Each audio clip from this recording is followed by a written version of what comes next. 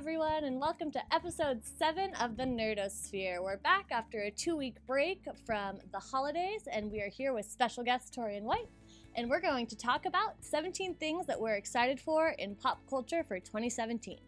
We're going to kick it off with the MCU, the Marvel Cinematic Universe. The first thing we're really excited about is the Guardians of the Galaxy premiere, if you can't tell. That comes out this May. We actually were at San Diego Comic-Con this past year, and we got to see the preview for it before anybody else did. They show a huge preview. I don't even think it's out on the internet yet. But the movie looks amazing. We already know who Star-Lord's dad is. It's Kurt Russell, which is really cool.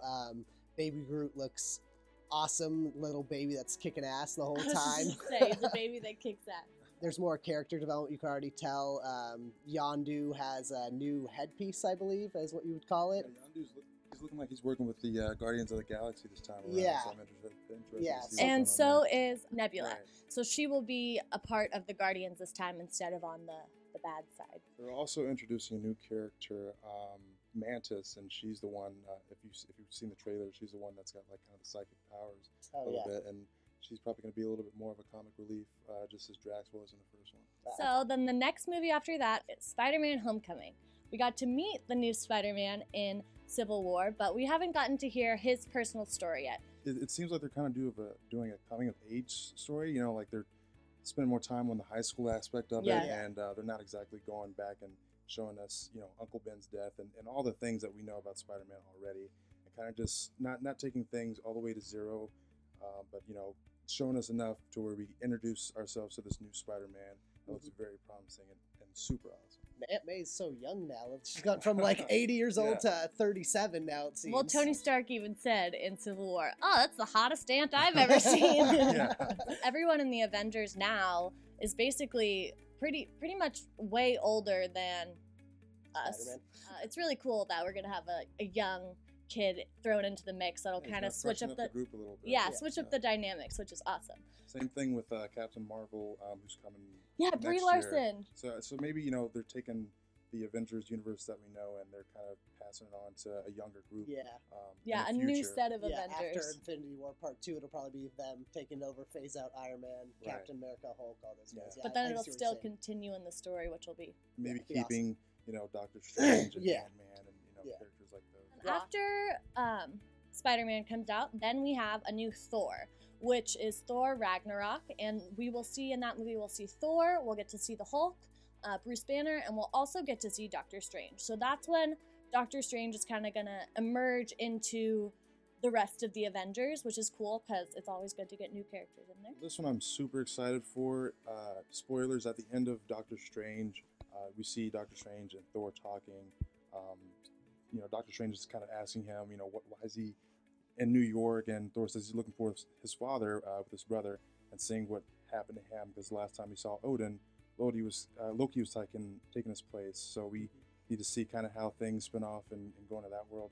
Also, the director of What We Do in the Shadows, a very funny movie about vampires, Taika Waititi, is doing this movie. So it's taken a different direction than the past Thors have, and it seems like they're taking this fresh take on Thor Ragnarok, which is going to be part Planet Hulk, part road trip with Doctor Strange and Thor and Hulk, and we're going to see, I think, a completely different type of Thor.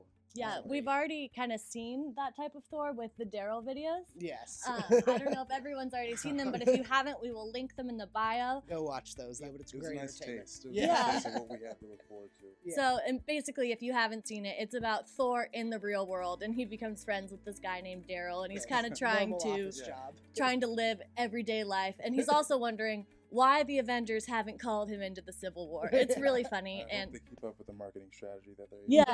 It's definitely different, and it's probably because of that new director taking a new spin on things. So that we're really excited for it. So the last in the Marvel universe is going to be Defenders, correct? Yes. Right. And I don't know too much about Defenders. Do you? Yeah. Well, Netflix has kind of been putting a gathering of certain superheroes. Jessica Jones, we saw Luke Cage, Daredevil / Punisher in the last season, and we're getting Iron Fist pretty soon. So all these people are supposed to form together to make the Defenders, which Netflix is bringing this year, and that looks amazing. It's pretty much a street level equivalent to the Avengers. So that is all we have to look forward to in the Marvel Cinematic Universe. But Marvel is also bringing us the final Wolverine.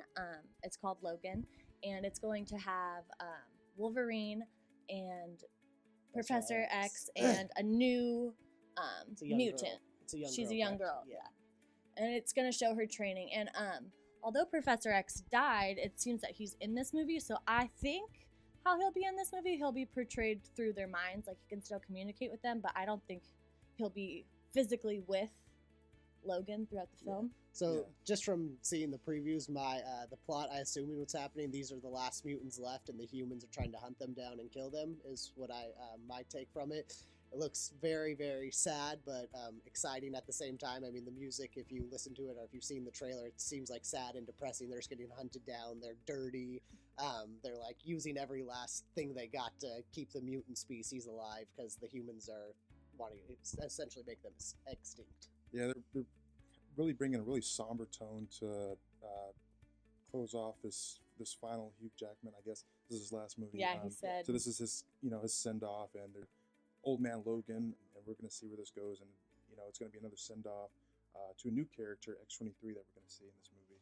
Yeah, so it seems as though Marvel, with both Wolverine and the X-Men universe, as well as the Marvel Cinematic Universe with the Avengers, they're not getting rid of the stories that we know and love. They're not going to start over like they're doing right now with Spider-Man, but they're more or less transitioning. So we can continue with the story, but get new actors and new characters in there. Because the universe itself has become so endowed with different characters and aspects that you don't want to lose that. Right. But kind of wearing thin on X-Men stories, and I think they're going to maybe go into a new mutant storyline and have probably some more Deadpool invested in the stories that are further to come, rather than putting Deadpool in sort of the old X-Men characters, movies, and everything like that. So as we can see, there are tons of Marvel things to be excited about in 2017, but there's a lot of other things to be excited about as well. Stay tuned for part 2 of this episode to hear what else we are looking forward to in 2017, including San Diego Comic-Con and what's coming up next in the DC universe.